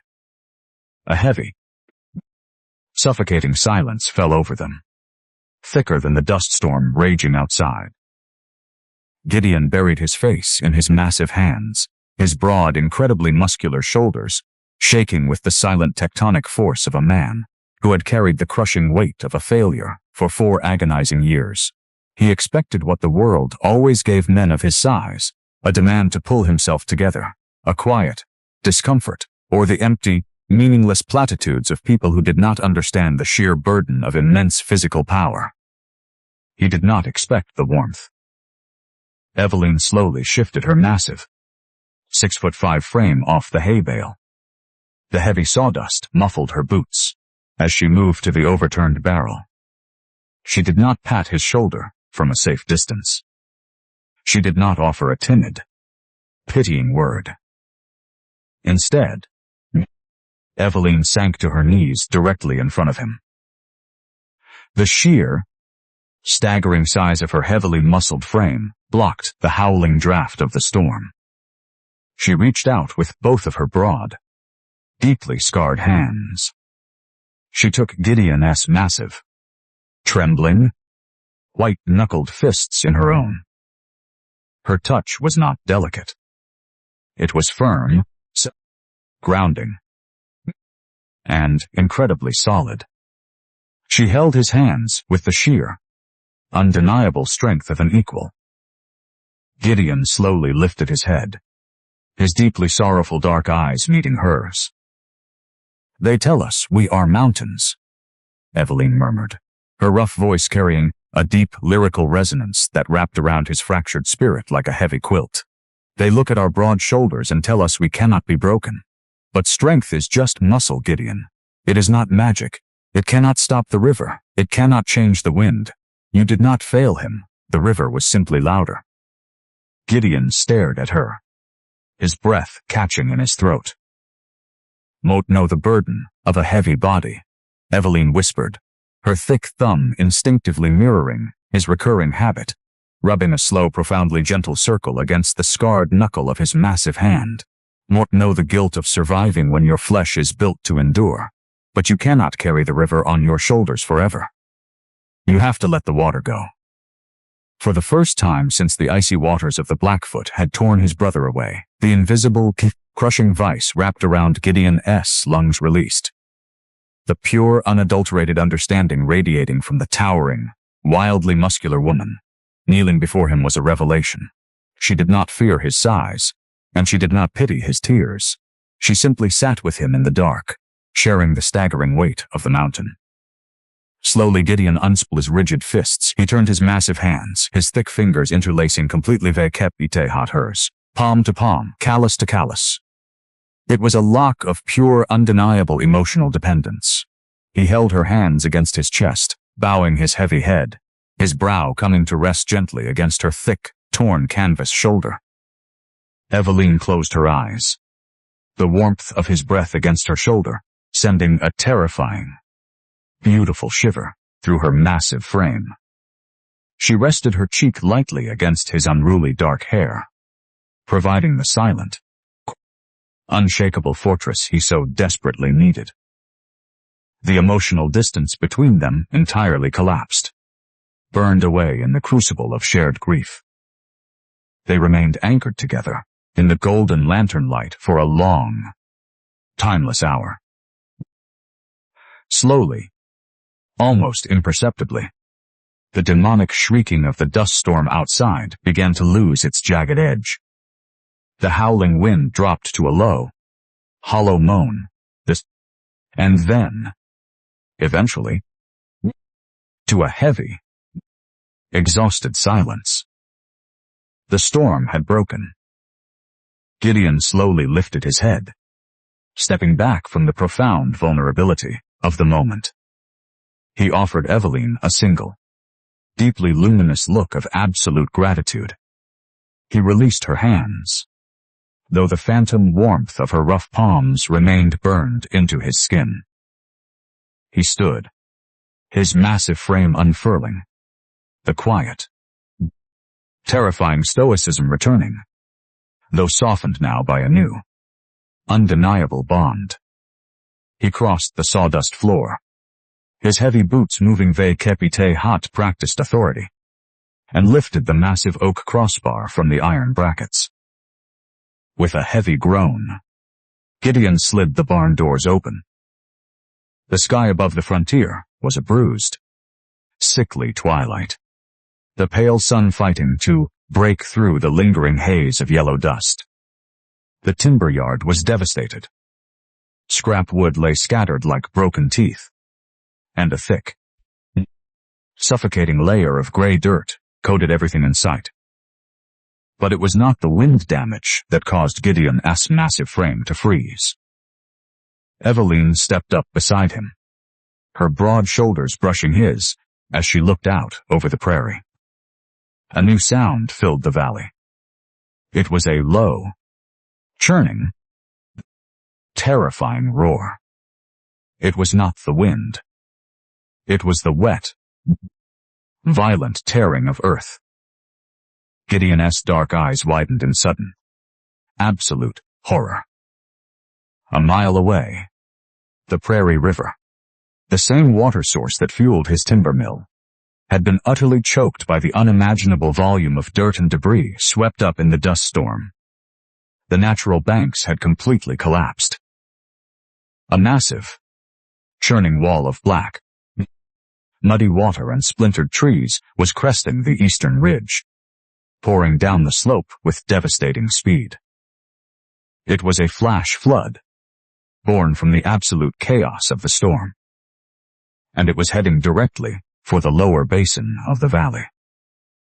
The mill, Gideon breathed, his voice stripped of all its prior warmth, replaced by the jagged, razor-thin edge of sheer panic. Eveline's heart slammed into her ribs, She looked down the slope. The massive, heavy-timbered lumber mill, the water wheel, and the entire winter stockpile of meticulously cut oak and cedar sat directly in the path of the churning black water. It was Gideon's entire life's work. It was his collateral. If the mill washed away, the invincible timber framer would be left with nothing but dirt and ashes. The black water crested the final hill, roaring like a hungry beast as it tore toward the lower yard. The roaring water was not merely a sound, it was an executioner's blade swinging wildly toward the valley. Gideon stood absolutely paralyzed at the crest of the hill. The thick, dark mud and splintered trees churning within the flash flood were a horrifying, visceral echo of the Blackfoot River, the traumatic ghost of his brother's drowning, awoken only moments ago in the golden lantern light, now wrapped an invisible, icy snare entirely around his massive chest. His breathing turned shallow, ragged. His heavy leather boots seemed fused to the earth. He was going to lose it all again. The mill, the timber, the sanctuary he had bled to build from the prairie. He braced his broad shoulders to simply watch the water take it. Eveline looked at the crushing wall of dark water. And then she looked at the giant timber framer beside her. She saw the devastating, glazed sheer terror locking his dark eyes. She knew that look. It was the look of a soul surrendering to the whip. She absolutely refused to let him break. The old, deeply ingrained instinct to shrink, to hide her towering height, and to make her muscular frame small evaporated completely. Eveline's spine snapped rigidly straight. Her massive, heavily muscled shoulders squared against the impending destruction. She did not wait for his command. She did not ask for permission. Eveline lunged forward. Her heavy steel-toed boots tearing through the frost, killed grass, as she sprinted straight down the slope, directly into the path of the churning black water. There is a profound, staggering difference, friends, between running away from death and running forward to fight for a life. For 26 agonizing years, every drop of sweat Eveline had surrendered was to survive the cruelty of others. But as she tore down that hill, her wildly muscular, 6'5" frame moving with the terrifying, beautiful grace of a charging rhino, she was not fighting for her survival. She was fighting for his. Reaching the lower yard, mere seconds ahead of the floodwaters, Eveline did not hesitate. A massive 20-foot stack of rough-hewn oak pilings lay 50 yards above the mill. Eveline threw her broad chest against the top timber. Her calloused hands gripped the rough bark. With a deafening, guttural grunt that tore from the very bottom of her soul, she hoisted the agonizingly heavy log onto her shoulder. The frayed, torn canvas of her dress ripped further, under the tremendous flex of her massive biceps. She marched the log into the deep mud, throwing it down at a sharp angle to create a makeshift diversion berm. The clay.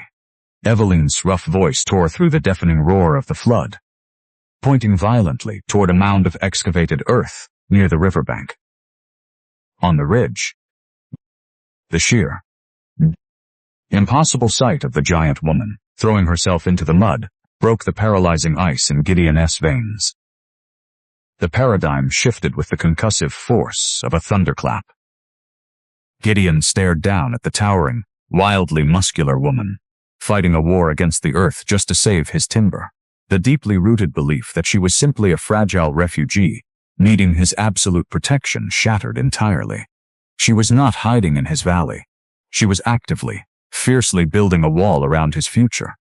The crushing loneliness that had defined Gideon's life since the river took his brother evaporated in the cold wind. He did not just want to shield this woman from the copper syndicate for a season. He wanted to stand beside her for the rest of his natural life. His massive thumb dropped away from his leather suspenders. Gideon let out a roaring, defiant battle cry that shook the remaining dust from the barn roof, and he charged down the hill. He slammed into the mud directly beside her, just as the first shallow wave of the floodwater crested their boots. Together, They became an unstoppable, titanic force of nature. Gideon mirrored her strategy instantly. He seized a massive oak piling, his barrel-chested torso straining violently as he hoisted the timber and drove it into the mud beside hers, interlocking the heavy branches to form a V-shaped wedge. Eveline grabbed a heavy, broad-headed iron shovel from the mill wall. She drove it into the mound of wet clay, her massive back muscles rippling beneath the canvas as she hurled 100-pound clumps of heavy, dense earth against the timber wall, sealing the gaps. The flood hit them. A heavy, freezing wall of black mud, splintered branches, and freezing water slammed against the makeshift dam. The impact was terrifying. The thick oak logs groaned in sheer agony, bowing backward under the staggering pressure. "Hold it," Gideon's resonant, gravelly voice commanded the air. His thick, fina, heavily calloused hands pressing flat against the center log. His massive, denim-clad legs braced against the deep mud, his heavy boots sinking inches into the sludge. Eveline threw her shovel aside. She wedged her heavily muscled shoulder directly beside his, her massive hands pressing flat against the wet, freezing bark. The freezing black water surged over the top of the logs, splashing violently across her face and soaking the coarse cotton of Gideon's torn shirt. They dug their boots into the bedrock of the valley. Their combined, unimaginable physical power met the crushing force of the river in a brutal, deadlocked stalemate. Eveline's jaw locked. Her bruised, incredibly strong arms shook violently under the strain, but she did not yield a single inch. The water raged, seeking a weakness in the giant barrier. Finding none, the sheer physics of the diversion took hold. The main, devastating current of the flash flood broke against the V-shaped wedge of timber, sweeping violently to the left. The black water tore a new, temporary channel through the empty, lower basin, completely bypassing the massive water wheel and the meticulously stacked winter timber. For 10 agonizing, breathless minutes, the two giants held the wall. Then, as quickly as the unnatural flood had arrived, the water pressure began to drop. The churning black river slowed to a heavy, muddy crawl, the bulk of the storm water having successfully passed through the valley. The roaring faded, replaced by the heavy, wet slop of settling mud and their own jagged, exhausted breathing. Eveline slowly pulled her massive hands away from the timber. Her thick, deeply scarred arms felt like pure lead.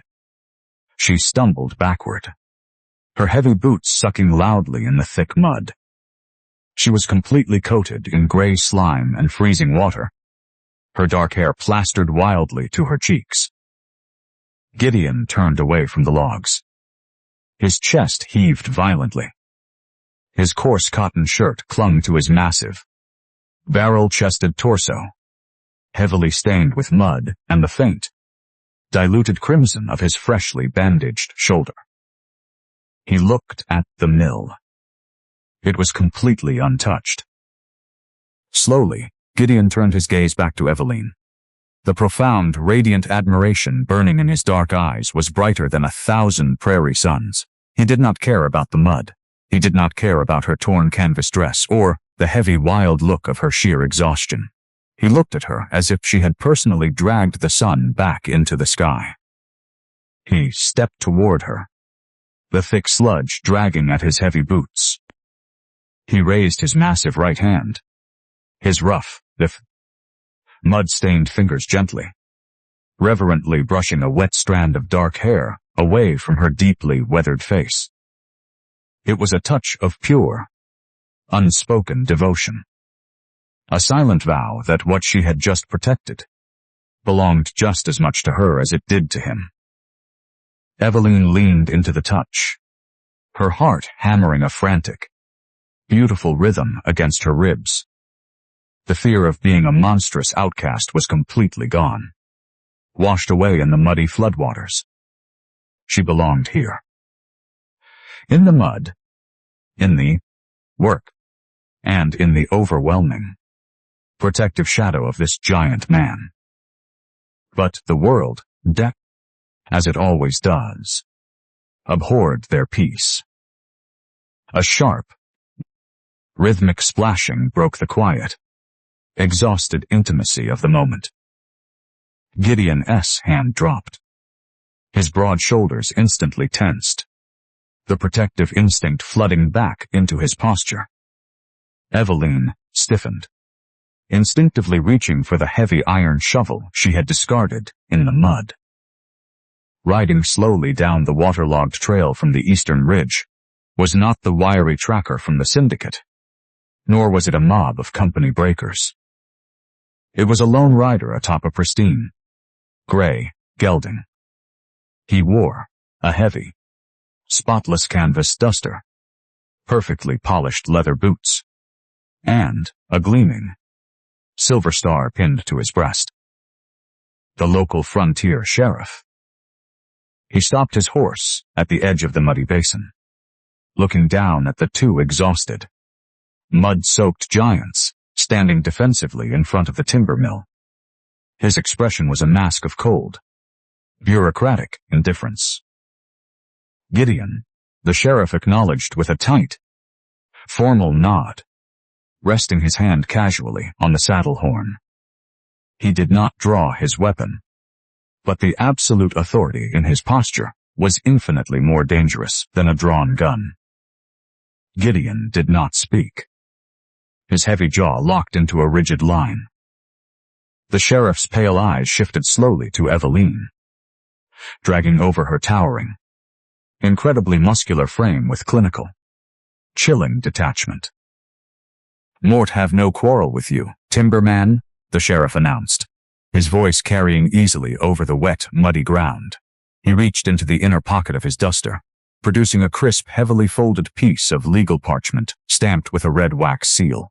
"But Mort have a sworn duty to the courts of this territory." Eveline's blood ran colder than the floodwater. The familiar, suffocating panic clamped down on her chest. The Copper Syndicate filed an injunction at the county seat an hour before the storm hit. The sheriff unspooled the parchment, holding it up in the pale, returning sunlight. "Mort am holding an official warrant for the immediate arrest of the woman standing beside you." Gideon took a slow, deliberate half-step in front of Eveline, his massive chest expanding. "She is a free woman. Mort burned the receipt. She belongs to no one." The sheriff let out a slow, heavy sigh.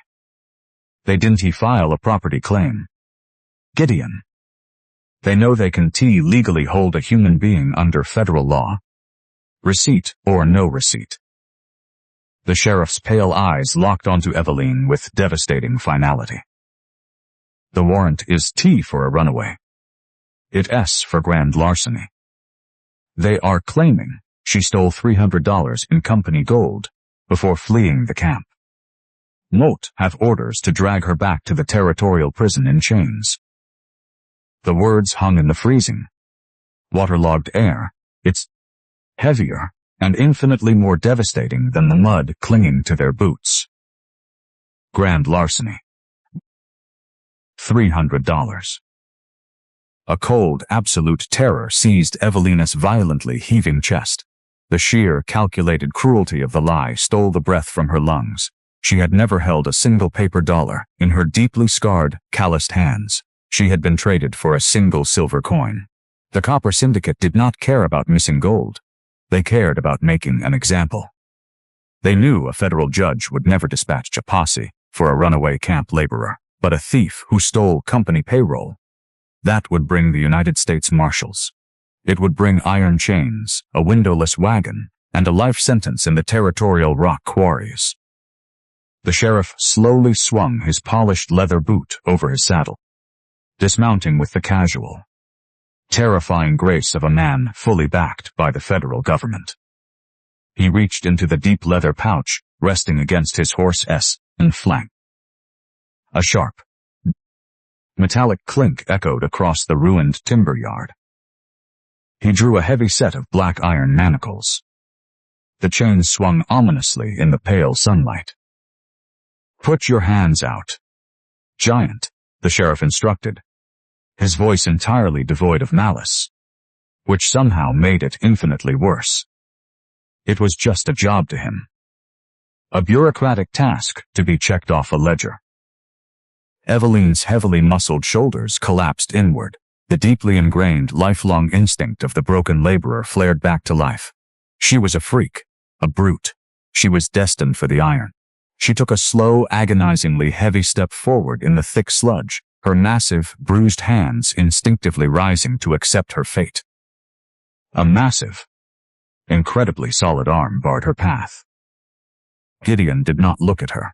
He kept his dark, sorrowful eyes locked entirely on the sheriff. He stepped deliberately forward, his towering, barrel-chested frame completely eclipsing Eveline. The thick mud sucked at his heavy leather boots, but his stance was as rooted and immovable as the massive oak logs they had just driven into the earth. "Keep the irons on your saddle." Sheriff Gideon's voice was a low, resonant vibration, scraping the frigid air like a heavy whetstone against an axe blade. The sheriff stopped 10 paces away. His pale eyes narrowed beneath the brim of his hat. He let the iron manacles fall to his side, his right hand subtly drifting toward the heavy revolver, holstered at his hip. "Do not make this difficult, Gideon," the sheriff warned, the bureaucratic indifference sharpening into genuine, chilling authority. "You are a respected man in this territory. You built the town hall. You framed the church. Do not throw your life away obstructing a federal warrant over a stolen beast of burden." Gideon's square jaw locked so tightly, the thick muscles in his neck corded like iron rigging. The insult against Eveline did not provoke a wild, violent outburst. Instead, the giant timber framer drew a slow, agonizing breath, burying his rage beneath a terrifying, impenetrable layer of absolute stoicism. "She is not a beast," Gideon stated, his tone dropping an octave, ringing with an unyielding, dangerous finality. "She is a free woman. And she is not a fugitive. She is my contracted timber foreman." The sheriff let out a dry, humorless scoff. "A foreman? That's a bold lie to tell a man holding a badge, timberman. But it does to change the parchment. The law demands her return to face trial, or it demands the posting of the full bond. $300 in federal cash. And unless you have a mountain of gold buried beneath that sawdust, Mort suggests you step aside." Eveline's heart shattered completely. $300. It was an astronomical, utterly impossible fortune on the frontier. A man could work a lifetime and never see that kind of money. Gideon was a craftsman, a solitary mountain man who traded in heavy timber and quiet labor, not banks and vaults. She reached out, her thick, trembling fingers gently grabbing the muddy, coarse cotton of Gideon's torn shirt. "Let him take me," Eveline breathed, her rough, deeply resonant voice breaking on a jagged sob. Gideon froze. He turned his massive head, looking down over his broad, heavily muscled shoulder. "Mott will not let them ruin you," Eveline whispered, her dark eyes swimming vacepte hot, desperate tears. "You fought the dogs. You burned the receipt. You gave me your fire. That is more than any soul has ever given me. But you cannot fight the law. They will take your land. They will take your mill. Please, Gideon, let me go." Gideon stared at her wildly beautiful, deeply weathered face. He looked at the thick mud caked into her unruly dark hair and the profound, staggering strength residing in her scarred hands. The same hands that had just moved heaven and earth to save his life as work. His massive right hand left his side.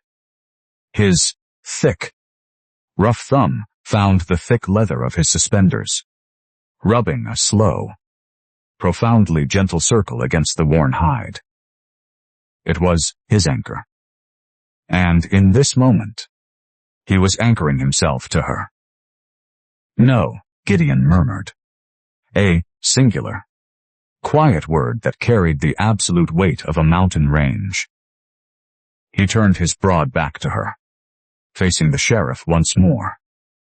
The stoic giant raised his chin, his dark eyes burning with a fierce, unwavering honor that eclipsed the pale sunlight completely. "Mort do not have $300 in cash." "Sheriff," Gideon's voice carried over the muddy yard, clear and unshakable. "Then step aside," the sheriff commanded, lifting the iron manacles again. "But Mort have the deed to this valley." The sheriff froze. The heavy chains stopped swinging. Eveline's breath caught violently in her throat. Her incredibly strong, heavily muscled legs suddenly felt as though they could not support her towering frame. Gideon pointed a thick, calloused finger toward the heavy timbered cabin sitting on the ridge, and then swept his massive arm across the sprawling expanse of the lower basin, the pristine timber mill, and the towering forests beyond. 300 acres of prime timberline, a newly framed barn, and a fully operational water-powered mill, Gideon stated, his voice completely devoid of hesitation. "The Territorial Bank assessed this claim at $3,000 last spring. It is worth 10 times their fabricated debt. Moran placing my land, my mill, and my name as collateral for the woman's bond." The silence that followed was absolute. Even the wind seemed to hold its breath. The sheriff stared at the giant timber framer, his pale eyes wide with genuine, unadulterated shock. A man simply did not gamble his entire kingdom for a wandering stranger. The land was everything on the frontier. It was life. It was legacy. To risk it all against the bottomless malice of a corporate syndicate was an act of pure, terrifying devotion. For Eveline, the world entirely stopped spinning. Absolute sacrifice. The realization hit her broad chest with the concussive force of a runaway train. She stared at the incredibly broad, heavily muscled expanse of Gideon's back. He was not just shielding her with his fists. He was placing his very existence on the chopping block to buy her freedom. This solitary, grieving man, who had spent 4 agonizing years building a sanctuary to honor his drowned brother, was freely handing over the keys to that sanctuary to keep iron chains off her wrists. He valued her more than his home. He valued her more than his wealth. He valued her more than his own peace. A profound, blindingly hot tear spilled over Eveline's dark eyelashes, cutting a clean trail through the thick gray mud on her cheek. The emotional significance of his choice anchored itself into the deepest, most fractured depths of her soul, binding her to him with a loyalty so fierce it bordered on the divine. The sheriff slowly let out a long, ragged breath, shaking his head in sheer disbelief. He lowered the manacles, sliding them back into his saddle pouch. "You are a damn fool, Gideon," the sheriff muttered, pulling a small leather-bound ledger and a stub of black graphite from his duster pocket. "The law allows for property collateral to secure a federal bond. But you are playing a rigged game. The syndicate owns the judges in the county seat. They will find a way to bleed you dry." "Write the bond," Gideon commanded, his square jaw locked, his massive chest rising and falling in a steady, fearless rhythm. The sheriff scribbled furiously against the leather binding, his graphite scratching loudly in the quiet yard. He tore a small, yellow slip of paper from the ledger, holding it out in the biting wind. Gideon stepped forward, his heavy boots sucking in the mud, and snatched the paper from the lawman's grip. "The deed secures her temporary release," the sheriff announced, his tone shifting back to cold, bureaucratic steel. But the syndicate's injunction demanded cash to settle the grievance. The judge granted it. The property only buys you time to liquidate. Gideon looked down at the yellow slip, his heavy brow furrowing. How much time? The sheriff gripped his saddle horn, pulling himself back up onto the pristine gray gelding. He looked down at the two mud-soaked, exhausted giants standing in the ruin of the flood. Exactly 3 days, the sheriff stated, tapping the brim of his hat. You have until sundown on Friday. Produce $300 in hard federal currency at the county clerk's office. If the cash is not on the desk when the clock strikes 6, the bond is forfeit. The United States Marshals will ride into this valley. They will take the woman to the territorial prison. He was going to tear the burning walls apart with his bare hands to save his valley and his brother. Eveline instantly recognized the suicidal shift in his posture. He would not survive the collapse. He was too broad, too massive, and too recklessly driven by his devotion to turn back once he was inside. The frontier needed him. The valley needed him. He was the protector. He was the craftsman. He was the man who burned the receipt and called her beautiful. She absolutely refused to let the fire take him.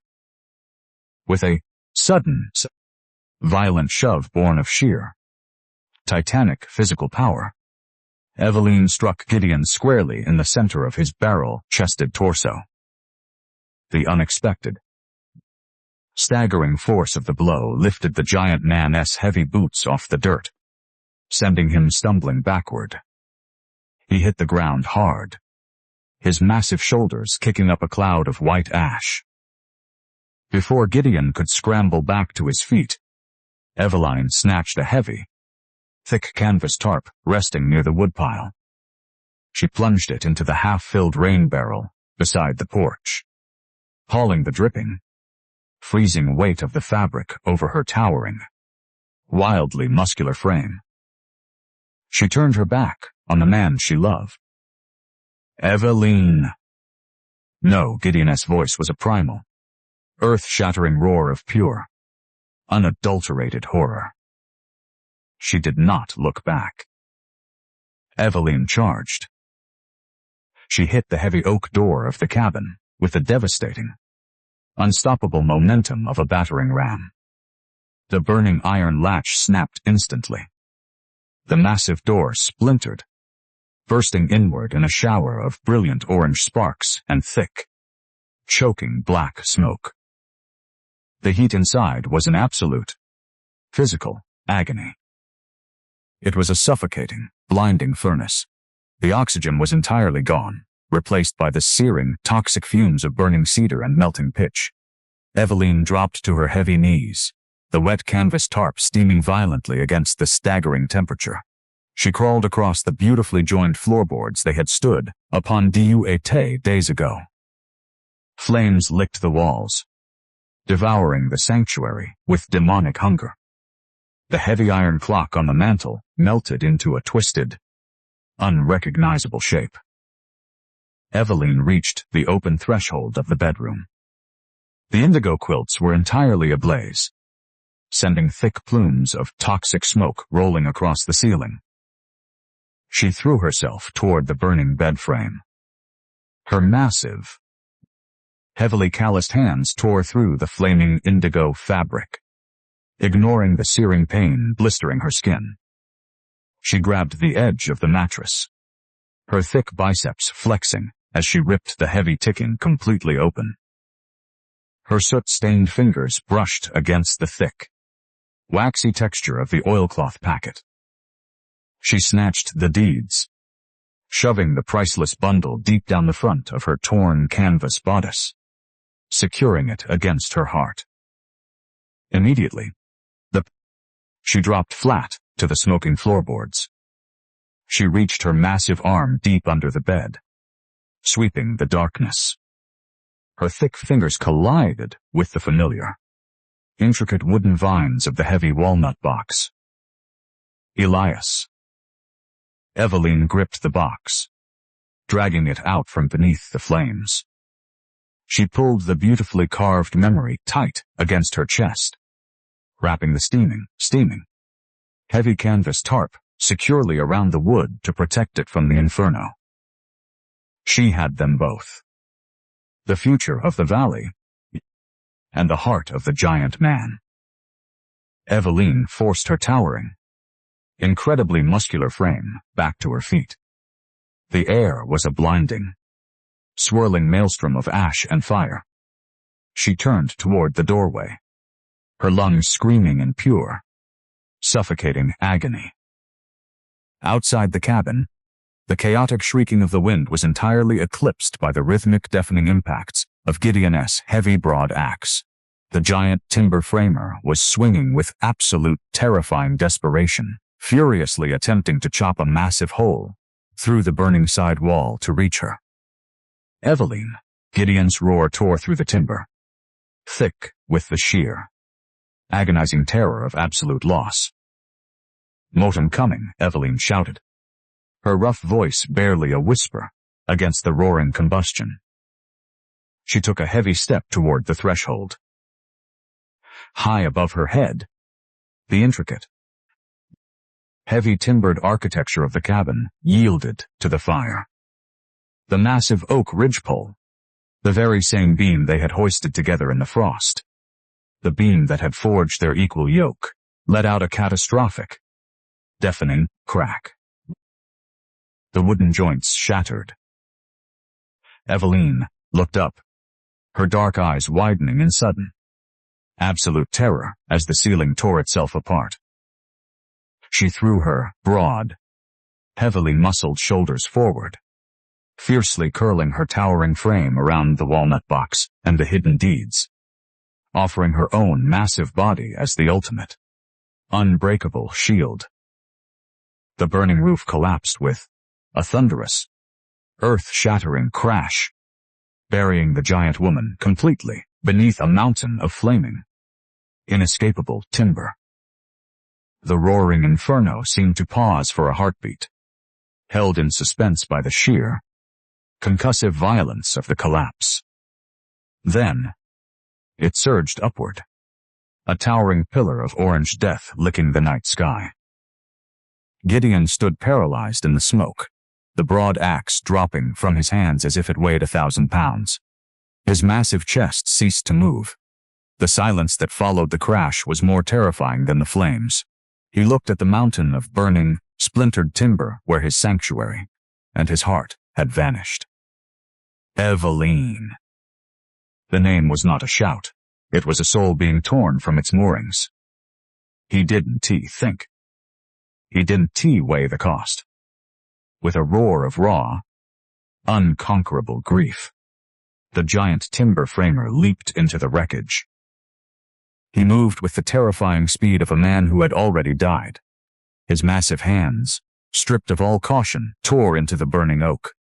He moved beams that would have crushed a lesser man, his own flesh blistering under the intense heat. He was a force of nature, meeting a greater force of destruction. Thud. A heavy beam moved. Thud. Another. He saw it. A flash of the frayed, indigo-tinted canvas tarp buried beneath a collapsed roof joist.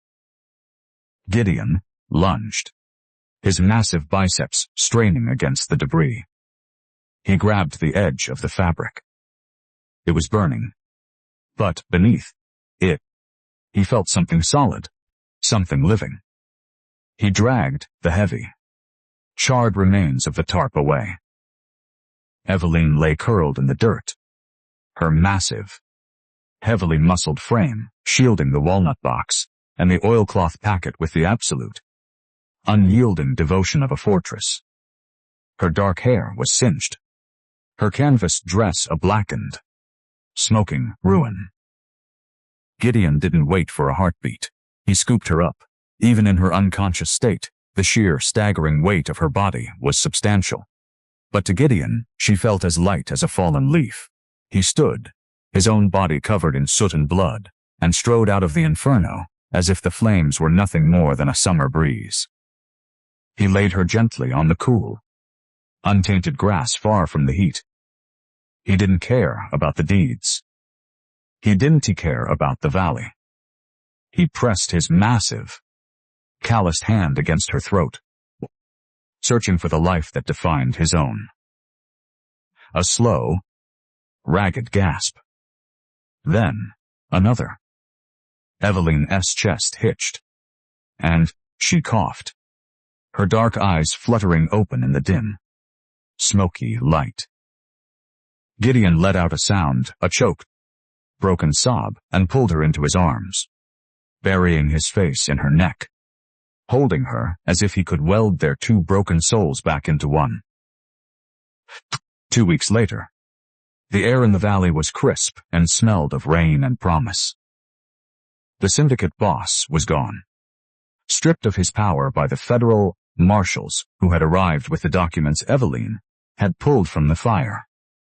The fraudulent deeds were public record now, and the valley was, at long last, truly and legally Gideon's, and by every right of spirit, theirs.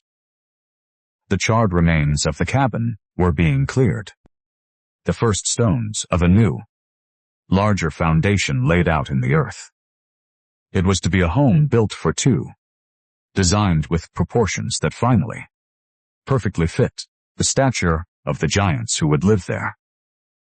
Eveline stood at the edge of the foundation, her strength slowly returning, her scars a testament to the battles she had survived. She held the walnut box, its surface scorched, but the name Elias still proudly visible.